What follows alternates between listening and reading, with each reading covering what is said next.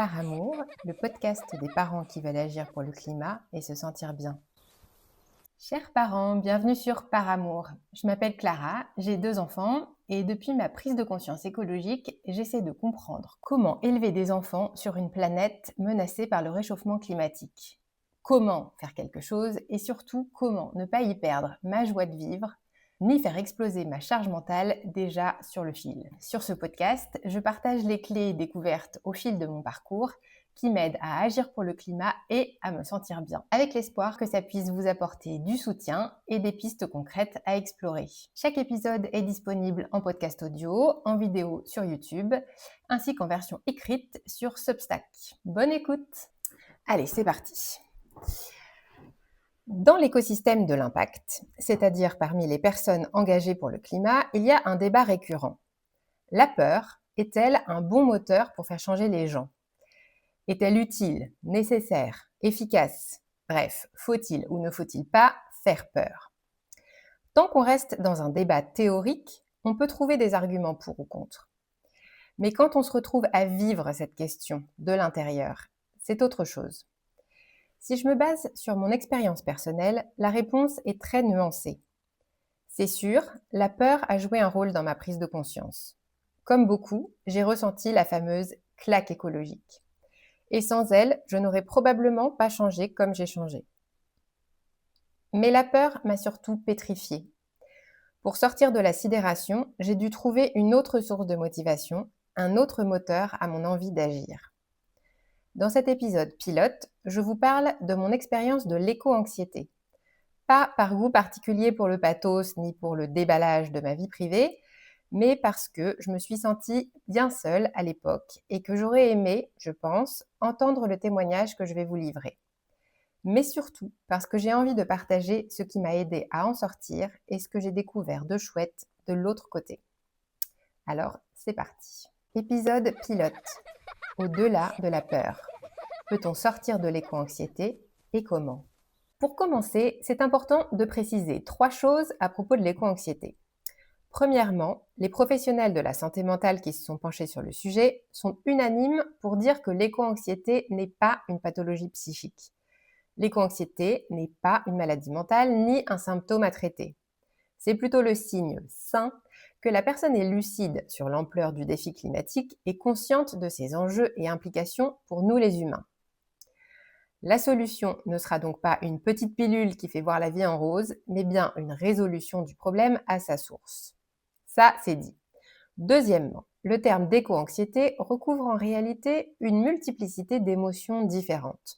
De la peur, de la colère, du découragement, de l'impuissance, etc.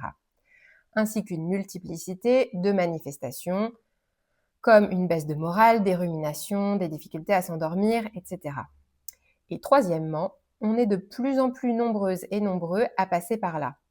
Si je prends les derniers chiffres de l'ADEME, je vous mettrai la source en description de l'épisode, 6,3 millions de Françaises et Français sont moyennement éco-anxieux, éco-anxieuses, c'est-à-dire avec premiers symptômes. 2,1 millions sont fortement éco-anxieux, éco-anxieuses, et 2,1 millions sont très fortement éco-anxieux ou éco-anxieuses, c'est-à-dire déjà suivis psychologiquement. Soit un total de 10,5 millions de Françaises et Français. Ça fait quand même un paquet de monde. Je tenais à poser ces bases parce que je trouve que ça aide déjà un peu. Mais j'ai conscience que pas tant que ça, car savoir que c'est normal n'apporte qu'un réconfort assez mince. Pendant un temps, je me suis demandé, l'éco-anxiété est-elle une fatalité ? Est-elle une sorte d'effet secondaire incontournable de la lucidité ? Faut-il simplement que j'apprenne à faire avec ? Heureusement pour mon moral, ce dont j'ai pu faire l'expérience, c'est qu'il y a une autre voie possible. Et c'est pour cette raison que j'ai envie d'apporter mon témoignage. Je ne sais pas s'il y aura un happy ending au niveau planétaire, mais il y a certainement eu, à mon échelle personnelle, un tournant heureux.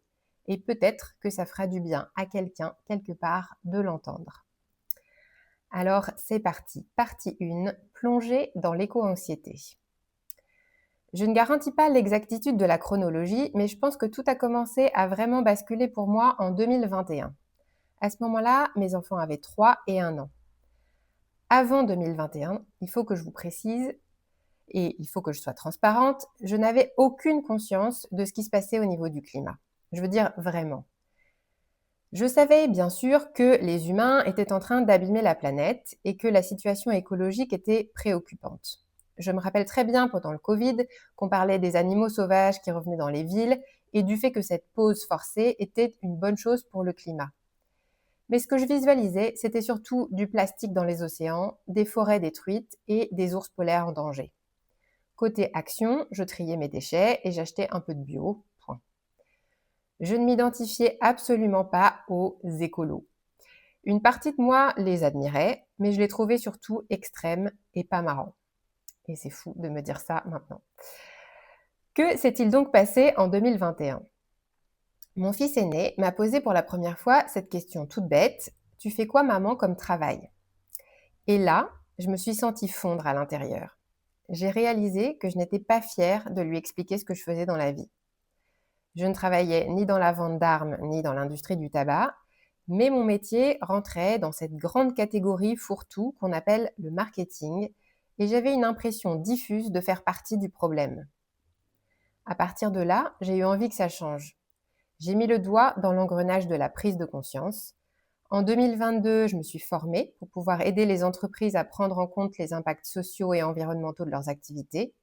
Et au cours de cette formation, j'ai eu des déclics en cascade jusqu'à comprendre vraiment les tenants et les aboutissants du réchauffement climatique. J'ai lu Le Monde sans fin de Jean-Marc Jancovici, je me suis plongée dans les rapports du GIEC et je me suis formée pour devenir animatrice d'ateliers de sensibilisation au changement climatique, notamment la fameuse fresque du climat et la fresque des frontières planétaires. En 2023, je me suis mise à mon compte pour en faire mon métier, tout en continuant de lire et me documenter sur le sujet. J'avais l'impression de gérer plutôt bien tous ces changements de perspective et ces nouveaux choix de vie. Sauf que, je ne sais pas si j'ai lu le livre de trop, si c'est l'accumulation ou si j'ai eu à cette période, n'étant plus salariée, trop de temps pour penser à tout ça. Toujours est-il que d'un coup, ça n'a plus été du tout. Pendant plusieurs semaines, j'ai vécu ce que j'identifie a posteriori comme une bonne grosse déprime éco-anxieuse. J'avais l'impression que plus rien n'avait de sens puisqu'on fonçait droit dans le mur. J'étais paralysée d'angoisse et je me sentais en prime profondément triste et amère de tout ce qu'on était en train d'infliger à notre planète, aux populations les plus fragiles et aux générations futures, à commencer par mes enfants. Au plus profond de la crise, je ne pouvais plus ouvrir un robinet d'eau sans sentir monter une grosse boule au fond de ma gorge et des larmes au coin de mes yeux. Heureusement, mon mari et ma psy ont dû dire quelque chose de sensé, comme « ça sert à quoi de faire tout ça si c'est pour se gâcher la vie ?» Ça m'a fait réfléchir et j'ai réalisé que je n'avais pas du tout envie de renoncer à ma joie de vivre, mon optimisme et mon envie de me sentir bien. Et que de toute manière, vu l'état dans lequel j'étais, je n'avais aucune chance d'être d'aucune utilité pour la cause. Juste une personne malheureuse qui avait perdu tout élan pour agir. Il a fallu que je me rende à l'évidence, la peur ne serait pas mon allié dans l'histoire, au contraire. Si la peur m'avait donné l'impulsion, vivre avec elle me paralysait et teintait tout en noir. Mais si ce n'était pas la peur de l'avenir qui pouvait me pousser à agir, alors quoi ? Partie 2, au-delà de la peur. J'ai réalisé que la réponse était là depuis le début, depuis le malaise provoqué par la question de mon fils sur mon travail.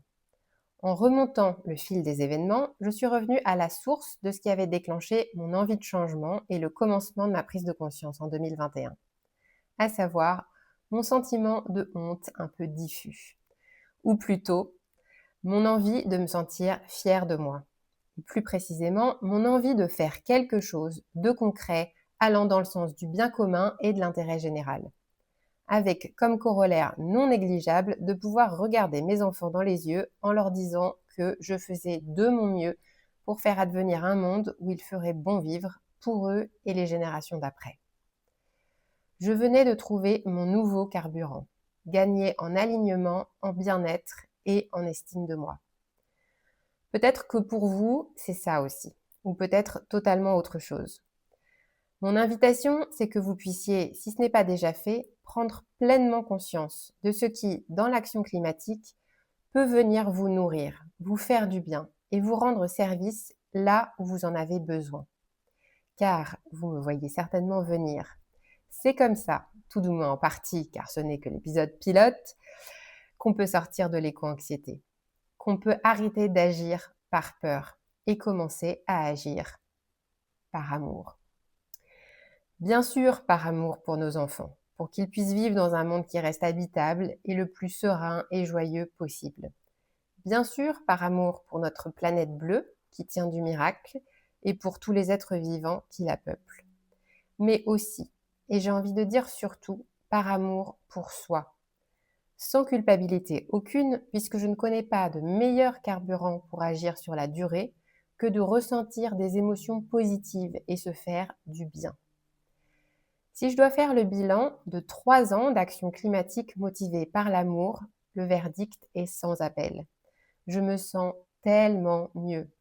Je me sens davantage fière de moi, je me sens plus utile au collectif et pour l'instant, aucun événement extérieur, et pourtant Dieu sait si on est servi dans ce domaine, n'a réussi à faire vaciller ma motivation à agir, puisqu'elle est solidement enracinée à l'intérieur. Bref, j'ai un peu l'impression que la vie m'a aidé à résoudre, au moins en partie, une des plus délicates équations de notre époque, et j'ai envie de le crier sur tous les toits. J'ai envie de transmettre ce qui m'a été utile et partager tout ce qui peut nous aider, nous les parents, à agir pour le climat au quotidien en préservant notre santé mentale et notre charge mentale. Si cela peut aider d'autres parents qui traversent la même chose, quelle que soit l'étape où ils en sont, j'en serai la plus heureuse. Alors, si, comme c'était mon cas avant 2021, cette histoire de changement climatique est loin de vos préoccupations ou en tout cas loin de vos choix et habitudes du quotidien, j'espère vous proposer sur ce podcast un éclairage différent qui vous donne envie de mettre l'action climatique au service de ce qui est important pour vous, sans frustration, sans effort surhumain ou renoncement douloureux. Si comme moi, en 2021, vous ressentez une perte de sens, un désalignement avec vos valeurs profondes, un manque de contribution à plus grand que vous, un effritement de votre image de vous-même, l'action climatique peut être votre antidote. J'espère vous montrer ici que de petits ajustements peuvent suffire à faire une grande différence. Et si comme moi, en 2023, vous vous sentez découragé, angoissé, déprimé par la situation climatique, j'espère que changer de carburant motivationnel sera une piste qui vous parle, qui vous fait du bien et qui vous aide à prendre soin de vos ressources. Sachez en tout cas que vous avez toute ma compréhension, tout mon soutien et toute mon empathie. Un très grand merci d'avoir écouté cet épisode pilote de Par Amour. J'ai très hâte de vous retrouver pour la suite. Et si vous avez envie de soutenir Par Amour, vous pouvez ajouter des étoiles, des commentaires sur les plateformes où vous écoutez ce podcast, liker ou commenter la vidéo si vous êtes sur YouTube, vous abonner à la chaîne ou encore vous inscrire à la newsletter sur Substack pour recevoir la version écrite si vous préférez lire plutôt que m'écouter. Et bien sûr, si vous pensez à d'autres parents à qui ça pourrait plaire, partagez-leur l'épisode. Ça m'aidera à faire grandir Par Amour et surtout, j'espère que ça les aidera également. Encore merci et à très bientôt pour le prochain épisode.